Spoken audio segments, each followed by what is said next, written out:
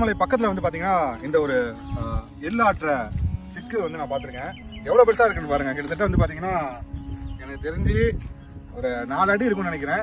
அதே மாதிரி இதோட சைஸ் உள்ள வந்து பாத்தீங்கன்னா கிட்டத்தட்ட இதுவும் வந்து பாத்தீங்கன்னா ஒரு 1.5 அடி கிட்ட வந்து பாத்தீங்கன்னா இது இருக்கு. இதுல தான் வந்து செக் காட்டுவாங்கன்னா ஆக்சுவலா வந்து ஒரு Sivan temple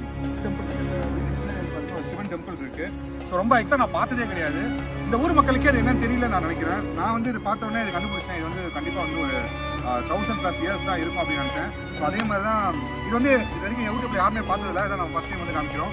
so very happy to இது வந்து எனக்கு ரொம்ப ஹாப்பியா இருக்கு இந்த விஷயத்தை வந்து காமிக்கிறதுக்கு. ஸோ ரவுண்டா இப்படியே காமிங்க எவ்வளோ சூப்பராக இருக்கு. கீழே வந்து பார்த்தீங்கன்னா ரொம்ப சாஃப்டா இருக்கு. கீழே வந்துட்டு ஒரு ஐஸ்கிரீம் கப்பு மாதிரி இருக்கு. இவ்வளோ பெரிய ஐஸ்கிரீம் கப்பு நான் பார்த்ததே கிடையாது.